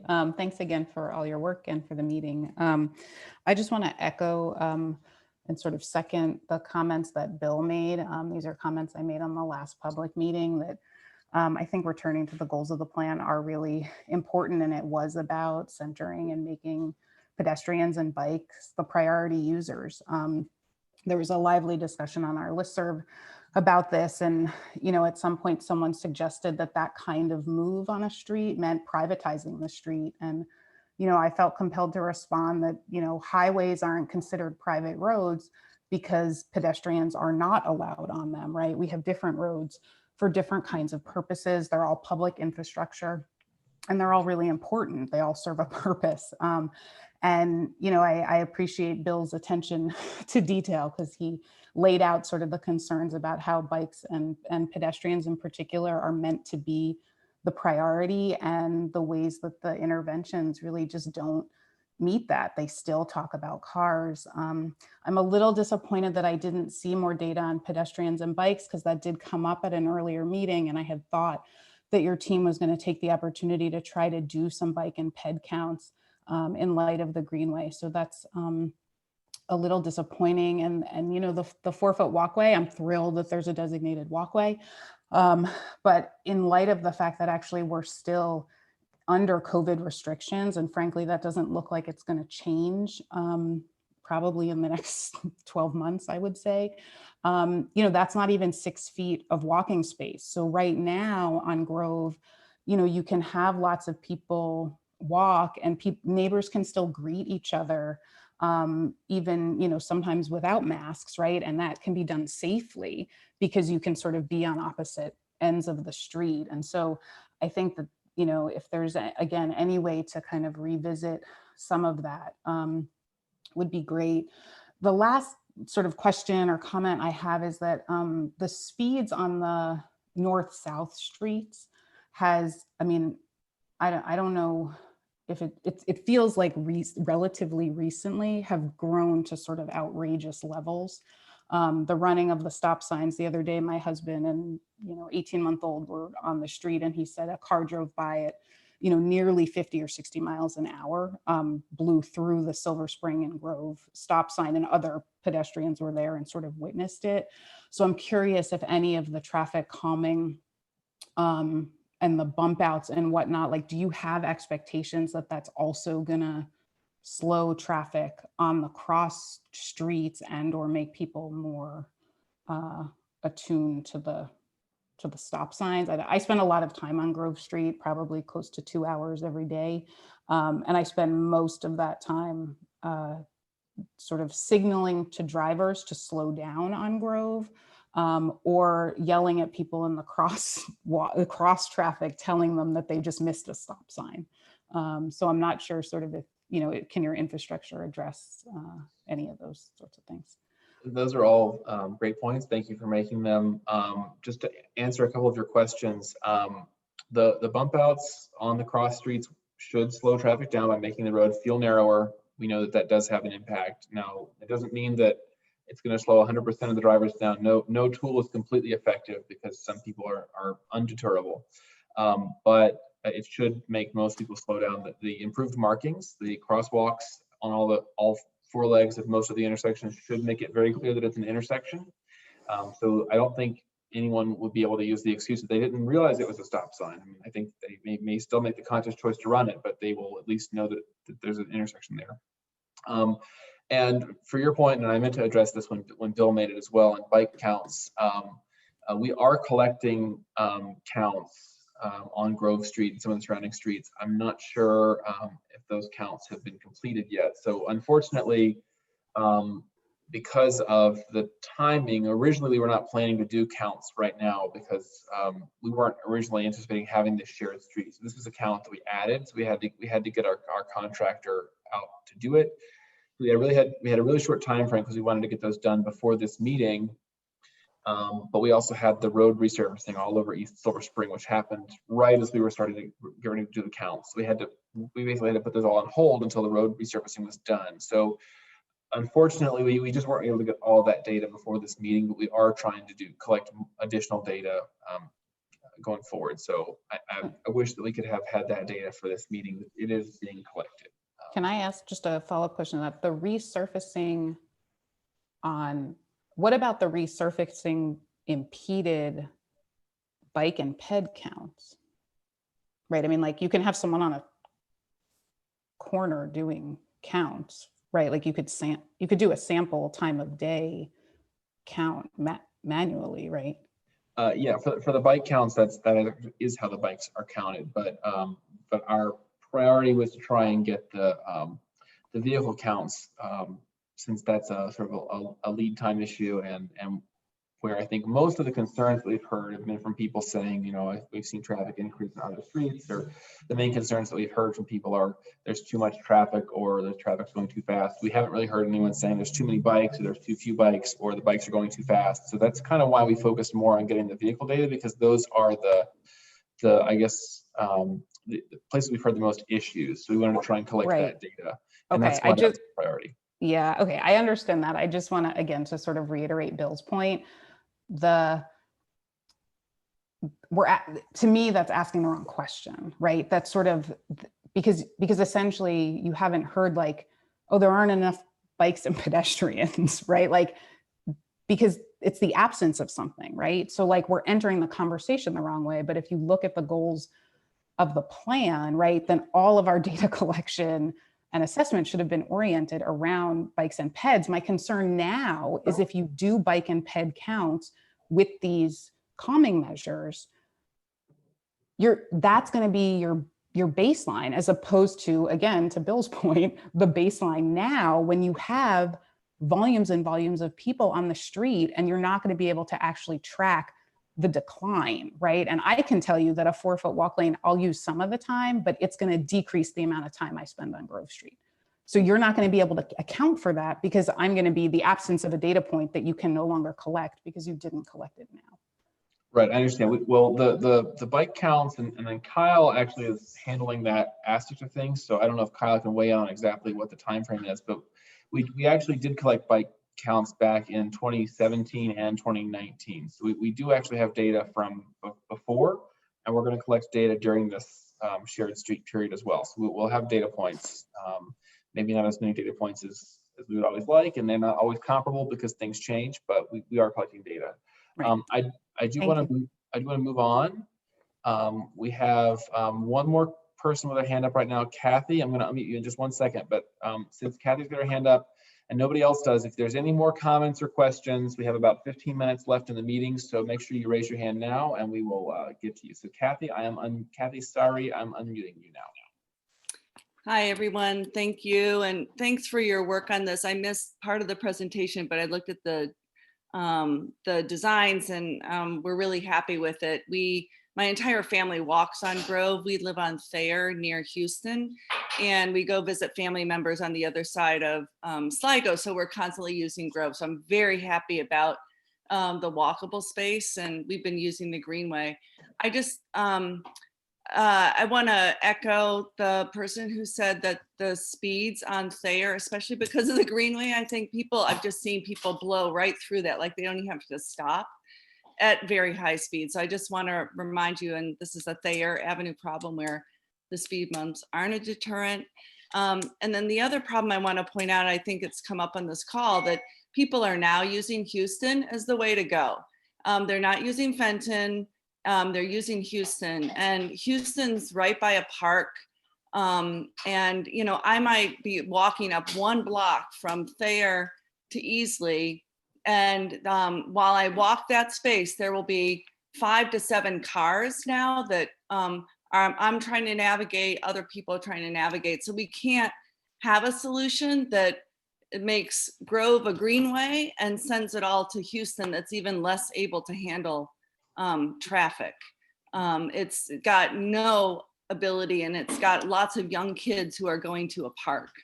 So I just want to create some balance there, that it's not just a Grove issue, it's an entire neighborhood issue. And I've said that from the start, that we have to look at the entire area, not just one street. Thank you.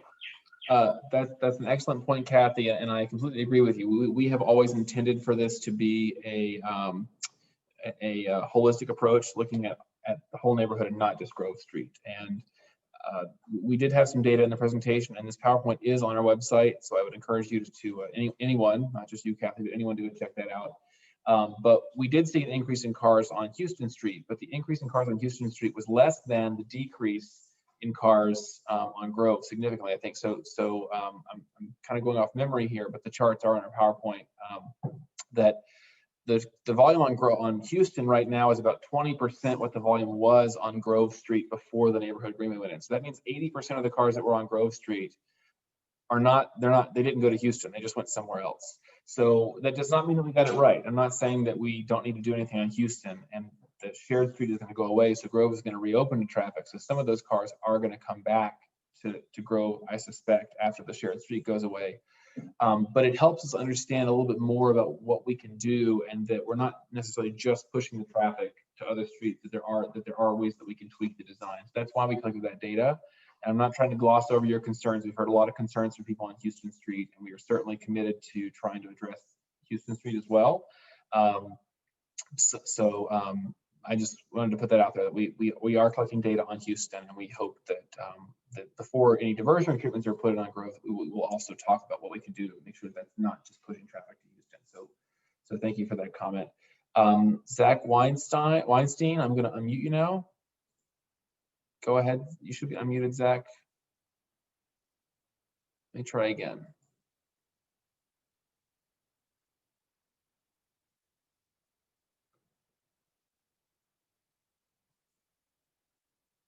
We can't hear you, Zach. Can you try unmuting yourself, Zach? Are you still there?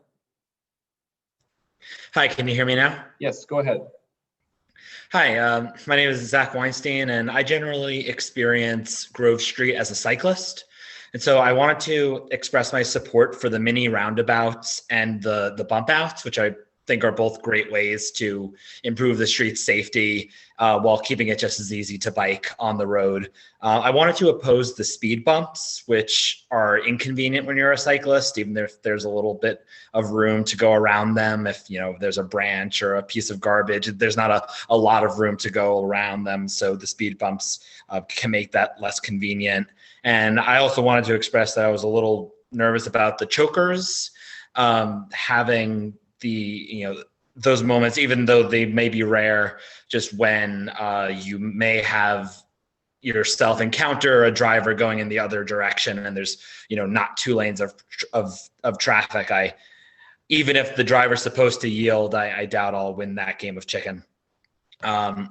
And then finally, I wanted to mention that a couple of people expressed support for this project, but said that now is not the right time. And I wanted to push back and say that now is the perfect time for this project because there's no reason to delay a safety project for anything. Are we only going to prioritize pedestrians after drivers' conveniences are met, or when there's no construction in Silver Spring? And just that if we're serious about Vision Zero, which is Montgomery County's goal to eliminate all traffic deaths, then there should be no reason to ever delay a safety project. All right, thank you for that comment, Zach. We have two people with their hands up, and we have about 11 minutes left. So if you have a comment that you haven't made, or you have a question, I would encourage you to raise your hand now. Again, that's dialing *9 on your phone. And I'm going to go ahead and go to Catnap. You have another comment? Go ahead, Catnap. Yeah, I do. And just 2 quick things. One has to do with the parking of the construction workers on Sligo and Grove. Every time there's a project, the company that's in charge of the project will promise that there won't be parking by the people who work on it near the site. But the fact of the matter is there will be.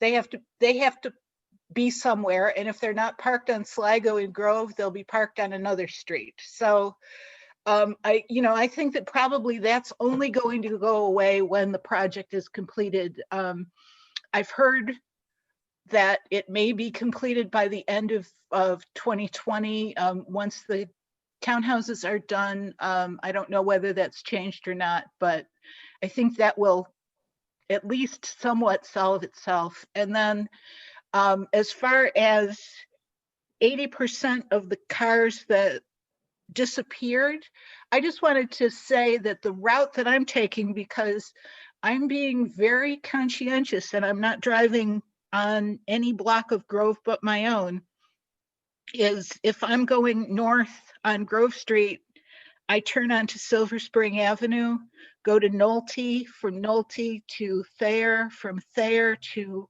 Hartford, and then onto Dale Drive to keep myself off of Fenton. And therefore, I'm never, I think anyone who's doing that is not going to end up on Hartford. Not that Hartford isn't a problem, just that I think that some of the traffic is being absorbed by several other streets. And that's me. Okay, thank you, Kat. I'm going to mute you. Bill, I'm unmuting you now. Go ahead, Bill. Okay, just a couple of things. I won't take up much time. I do want to clarify, I appreciate Zach commenting about the poor timing. I want to clarify, when I say poor timing, I mean leave the do not enter signs. Do not take them away. It's working. The data shows that you are meeting the objectives of the Greenway with the do not enter signs. So when I say the timing is poor, I mean the timing is poor to remove those signs and open it up to two-way traffic and a, excuse my French, but piss poor size walking lane. Also, I did mention I took issue with something that you said, and the issue that I had was you mentioned in passing, if stage 1 goes really well, everybody likes the data, we may not need to go to stage 2. I take massive issue with that. The data currently shows that the objectives, as I've said, I'm a broken record, are being met. You are not going to meet your objectives with cars on the road. It's just not possible. All the green teardrop shapes that you see in the neighborhood that supports a large part of the entire neighborhood is because there are do not enter signs. There's still volume and there's still speed because people still have a craving to come in here, even with do not enter signs. And that is with the section in front of the construction site for art space. That is not, people are willing to damage their cars by speeding on that surface. It's unbelievable the speeds that people will come down that, third world country surface. I think that's the end of my comments. I appreciate you guys. Again, great work. Please listen to the data and what we are saying. This Greenway is falling directly on the shoulders of the people who live on Grove with increased volume, speed. Now we have to plow more, shovel more. We have higher emissions. You'll never get data on emissions, but emissions come when you start, stop, and go. That's where emissions come out of vehicles. And now you're increasing start and stop on Grove Street. You're damaging our environment by having that. I'm an automotive engineer. I know what I'm talking about. You'll not get the data on it, however. Again, I appreciate all your effort. I'm offline. All right, thank you, Bill. We have one last comment from Jane. I'm going to unmute you now. Go ahead, Jane. Hey, thank you. I too like it the way it is now, and I wondered if you could do something like they do at the parks where they put a half fence up sort of thing. I enjoy people enjoying the road. People can come by side, 3 people aside with their dogs, and it creates a very friendly atmosphere. And if what I understand you're saying, we're going to have these little plastic pipes, 4 foot, I think it really makes it very unfriendly. And I think it's done on what is it? Not Cedar Street, but the rounded street up by the park on the other side of Colesville, where you have a 4 foot thing, and then you have parking on the other side of that. And I just think it makes it look very unfriendly. So I'm gonna echo people that I like it the way it is now. All right, thank you, Jane. Well, we have one last hand that's come up, and that's from our esteemed Silver Spring Regional Services Center Director, Roberto Rodriguez. So I'm going to unmute you, Roberto, and let you have the last word. Well, just real quick to check in, thank you, Matt, and thanks DOT for pulling this off. So tremendously informative. As many of the folks on the call know, I happen to also be a frequent walker there on Grove. And so this is, I'm so glad that we're moving this forward. And let's, and thanks for all the comments, amazing detailed comments. So thanks all. Thank you, Roberto. With that, that's the last comment that the last hand we had up, and we're just about out of time. We did want to try and get you out of here by 9. So I just want to encourage everyone to submit comments in writing. You can email me at the email address that's shown up on your screen there. You can also mail them, although email is preferred since we're not working from our offices for the most part right now. But I really do want to thank everyone who attended, whether or not you made a comment. I think that the way we make these projects work better for the community is by getting your input and your feedback. So I really do appreciate you taking 2 hours of your very valuable time to come to this meeting. If you think of any other questions or comments, please email me. All of the materials from this meeting are on our website, so I would encourage you to go to the website and check it out. And I should have put a link to that website on this slide, and I neglected to do that. But if you've gotten any of our email blasts, it's always linked in there. And if you can't find it, just email me and I will happily send you the link to the webpage. So I want to thank everyone for joining us. This meeting recording will be posted to our website, hopefully by the end of the week, but it might slip into next week. We have to get it captioned, so it takes a little while. But we really do appreciate your time, and thank you very much. And I hope that you all have a great evening.